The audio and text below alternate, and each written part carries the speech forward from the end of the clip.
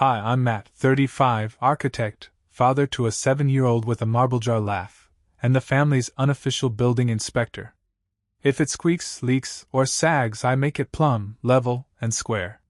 People call it picking my brain, which is free labor with a cute hat. Nora, my kid, builds whole cities from shoeboxes and paper tape. When she's quiet, she's engineering. When she's loud, she's testing alarms. Cast list, Mom, warm hug with a clipboard, Dad, helpful if it was his idea, and my sister Ava, 30, event marketing, born with ring light energy. If the world were a living room, everyone keeps adjusting the lamp, because the lamp is Ava. 2 years ago, after a hospital scare with Nora cratered my credit, I moved into the Carriage house behind my parents' place. Temporary, Mom said, with a pause you could hang a door on. I gutted it. New Romex, proper egress, leveled floors that used to tip like a bad barge. I paid for materials, permits, taxes on the outbuilding twice. I Venmo'd. Carriage house, heat/water/insulation. So the receipts would remember when people forgot. Spring Sunday dinner? Lemon oil table. Dad carving a chicken like it had wronged him. Mom plating asparagus like a Food Network audition. Ava swirled wine and dropped it casual, like a prayer she'd practiced. So you're still in the Carriage house? Until I close on something, I said. Prices are stupid. It's kind of perfect, she said. Like starter home perfect. For who? For me. Smile. Tilted head. Camera ready? Mom hummed like she was tasting an idea. It would be nice to see Ava in a place of her own. I heard a quiet click, the one you get on a good drawing set when the last dimension lands. Oh. That's what this is. Nora tugged my sleeve. Can I have the drumstick you don't want? Take both, I said, because suddenly I didn't want any. I didn't fight at the table. I cooked feelings down on a low simmer. That night, tucking Nora in, she slipped her tablet under the pillow like a diary. Are we moving? She asked, eyes big in the dark. We're okay, I said. I meant it like a promise. Or I thought I did. The next part wrote itself in a font I hate. Cafe near my site visit, Mom with a folder, because parents think folders make bad news legal. We've been talking. She opened. Translation, the decision already happened. Ava's been saving, she said, sliding comps, a sketch of the lot like a pirate map, and a family tenancy agreement, where my name was ghosted out like I'd died in a tasteful way. 90 days. Words like gift, legacy, and equity wearing trench coats over eviction. I'm not a wall hanging, I said. You don't move me like a picture frame. Don't be dramatic, she said, delicately sipping the latte she just made my problem. I laughed the sound you make when a bean you poured turns out decorative. 90 days doesn't work. Nora's school, bus route, therapies. It would be good for her to learn flexibility, Mom said, like resilience is a party favor. A week later at dinner, Ava returned to her favorite warm spot. I'll even be a cool aunt neighbor. You haven't paid rent anywhere since college, I said, and she rolled her eyes like I'd ruined the craft services table. Then the certified letter arrived, green card you sign like you're adopting a bomb. Plaintiffs, my parents. Defendant, hi, me. Unlawful detainer. Revocation of license. Quiet enjoyment, for Ava's first home. They put first home in a pleading like it was a medical condition.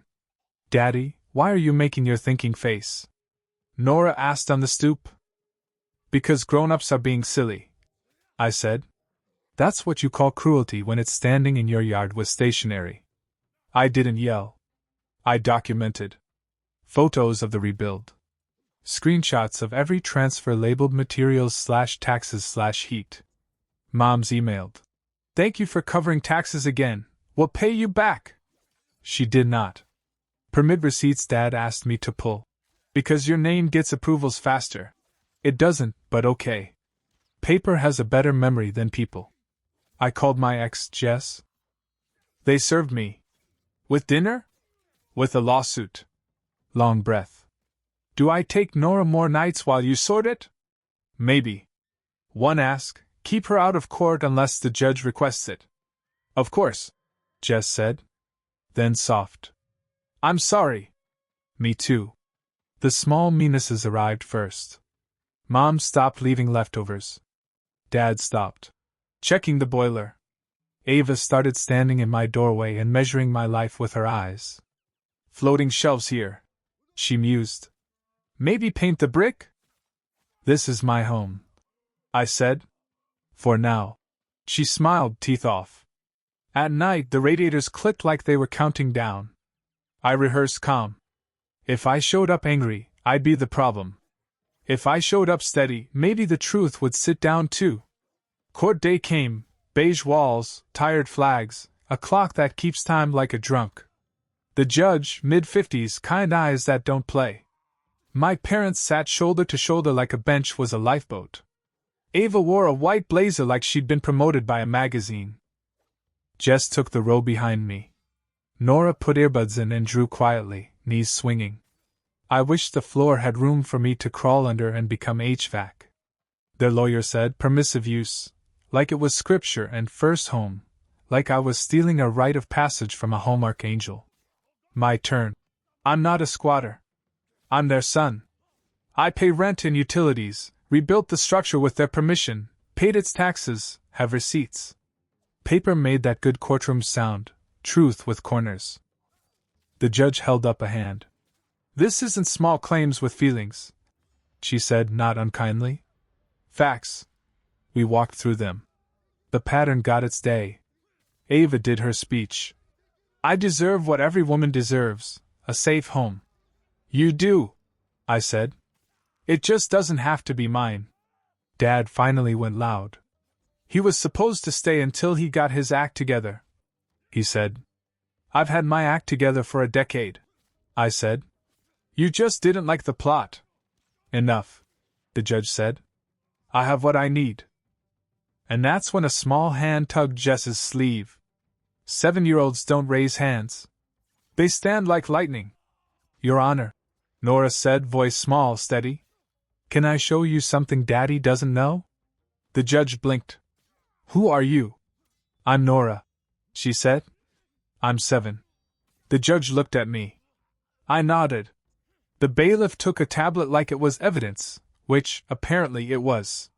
From our camera, Nora said. I learned how to save it. She tapped play.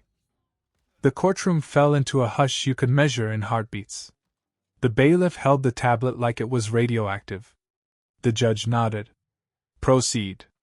The screen lit up. Afternoon sunlight, my living room, empty except for 2 intruders. My mother and Ava.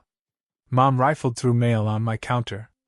Ava, in jeans and confidence, walked straight to the CO detector, reached up, twisted the battery out, and slipped it into her purse.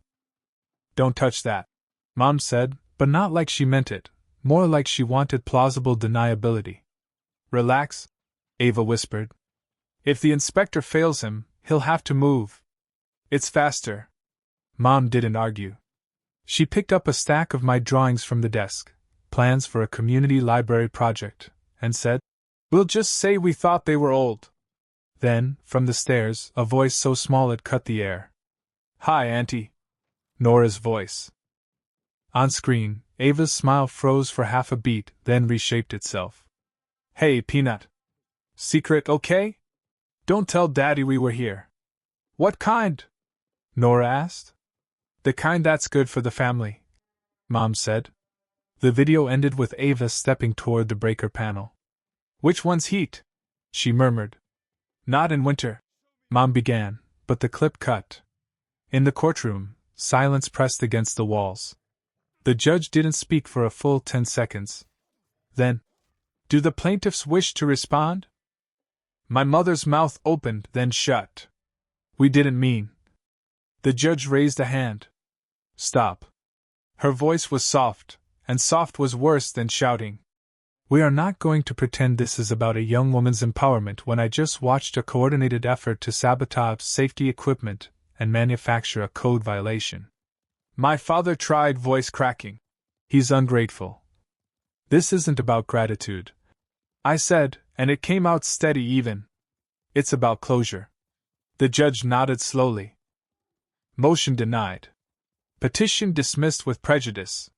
She turned to me. Mr. Reeves, you'll want to change your locks. I'm also issuing an injunction barring the plaintiffs from entering the premises without your consent. Then she turned to Nora. You did the right thing. Nora blinked. Are we moving? Not today, the judge said gently. The gavel dropped, a sound both merciful and final. Outside, sunlight hit us like a shock.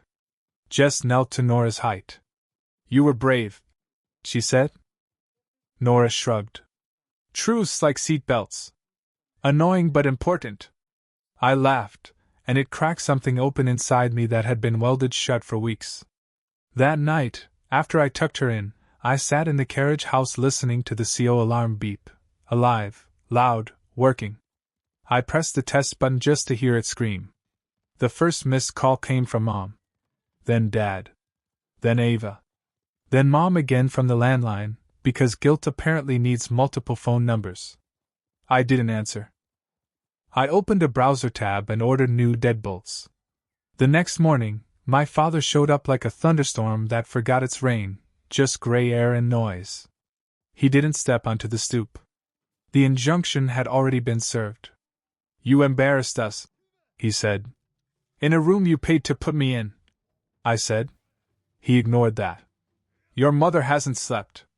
She's not sick, Dad. She's disappointed she didn't get what she wanted. He rocked on his heels, scanning the porch, like maybe the house itself would apologize for me. We were trying to help your sister. I know, I said. You always are. He looked through the window, past me, to where Nora's crayon drawings hung on the fridge. She's the baby, he said, as if that were a defense that still worked. Then buy her a crib, I said. Stop asking me to be the mattress. He flinched. Maybe at the words, maybe at realizing he'd raised someone who'd stopped folding himself small. He left without another word. I didn't watch him go. That weekend, the phone stayed quiet. The silence was new, not peace but space. I didn't know what to do with space. On Sunday, I made pancakes from scratch. They were rubbery and slightly burnt, but Nora ate 3 like they were a Michelin meal. After breakfast, we walked down to the lake. Built a bridge out of driftwood and the ends of summer. Does Grandma still love us? Nora asked. Yeah, I said. She just doesn't know what that means right now. At night, while she slept, I found myself scrolling open house listings. I didn't fill out a single contact form. I just looked. Every photo felt like a warning label disguised as a dream. Monday came with a voicemail from Mom. We overreacted. Let's talk. Tuesday, Ava texted, I'm under a lot of pressure. You have no idea what this is like for me. Wednesday, Dad sent, family is messy. Which is what people say right before they hand you a broom. I didn't respond to any of them. Instead, I opened Word and started writing my own letter. No lawyers. No jargon. Just a line in ink that wouldn't smudge. Mom, Dad, and Ava. I love you. That hasn't changed. What has changed is access. You don't get keys anymore. You don't get to set my deadlines or enter my home because it used to be yours. We won't be at Sunday dinners for a while. If we talk again, it'll be in therapy, with rules. If you post about me, don't. If you show up here, don't. This isn't revenge. This is closure. We are not moving. We are building our life. Matt. I printed it. Folded it once. Walked to their mailbox and let it drop. The thunk it made, that was the sound of boundary. The reaction came fast, but it wasn't rage. It was pivot. People who are used to you bending don't accept straight lines, they just try new angles. Ava posted a photo the next day, a shiny silver key resting on her palm, captioned, Homeowner Vibes Sparkles, and tagged at a condo complex across town. The comments were a confetti parade of, So proud of you! And, Boss Babe Energy! None of them knew the price tag, 2 parents, 1 lawsuit, and a 7-year-old's video testimony. 3 days later, Mom called pretending it was about maintenance. "You know, we were only thinking of Nora," she said. "Children need a yard." "She has one," I said. "It's 20 steps from our door." "Well, if you won't forgive us, I forgive you. I just don't live under you anymore," I said. Dial tone. The cleanest sound in the world. Then Dad texted, "We're updating our wills." Cool. I was updating my locks. Saturday, grocery store. Aisle 9, dairy section. I saw Ava near the yogurt, holding a basket like it was a prop. She gave me the PR half smile. "We should talk," she said. "We are. You know, I didn't mean to hurt Nora." "You told a 7-year-old to keep a secret," I said. "You pulled a safety device out of a wall. You didn't mean to get caught." Her face froze. "You always make me the villain. You cast yourself," I said. She stepped closer, then saw the aisle camera and stepped back. "Enjoy your little shack," she said. "Milk, eggs, screws, maple syrup," I said, holding up my basket. "I will." Outside, I sat in the truck for a minute, just breathing. The old me would have chased an apology. The new me just adjusted the mirrors. That afternoon, I stopped by the locksmith's. He looked up from a half-assembled cylinder. "Back again?" "Yeah," I said. "We had a situation." He nodded like people tell him that a dozen times a week. While he cut keys, he asked, "You're the architect who did the library addition, right?" "Yeah. My kid loves that reading nook," he said. "Feels safe." That word hit harder than it should have. Safe. People think safety means locks and alarms. It's that, but it's also a calm voice, a letter that says no, and the sound of a boundary closing clean. That night, when the new locks clicked, the Carriage house didn't feel bigger or fancier, just mine. 2 months of silence. No Sunday dinners. No. "Can you fix the fence?" Texts. Just quiet. It turns out quiet has weight. It sits on the couch next to you and waits for you to fill it with noise. I didn't. Instead, Nora and I built things. A bird feeder from cedar scraps. A bookshelf shaped like a tree. A loft bed we designed together, steps that doubled as drawers. When she saw the sketch, she gasped. "It's like magic!" "Magic is just math that listens," I told her. She nodded like she filed that away for later. We built it over 2 weekends. 2 screwdrivers, for blisters, 0 regrets. The messages from my family shifted tone again, softer this time. "Mom, we overreacted. We miss Nora." "Dad, we should have handled it privately." "Ava, I was under so much stress. I just wanted to feel supported." It's funny how people use the word feel when they mean erase consequences. I didn't reply. Silence isn't cruelty. It's just a boundary that doesn't need punctuation. A week later, a card arrived in the mail, a picture of a house with the words, "Family sticks together." No note, no signature. Just the weight of expectation disguised as stationery. I pinned it on the fridge, upside down. Nora saw it and giggled. "Why is it like that?" "So it doesn't fall off." One night, I heard the old house door open next door, my parents' side. Voices outside, my mom's low whisper, my dad's tired one. They didn't come over. They just stood there on the shared path, looking toward my lit window like maybe guilt had GPS. Then they turned back. Good. That weekend, Nora asked if we could invite Grandma for pancakes. "Maybe someday," I said. "When Grandma learns to make her own kind." She didn't fully understand, but she smiled. "We can make ours better." She was right. The next morning, we hung the cedar bird feeder outside the kitchen window. The air smelled like sawdust and syrup.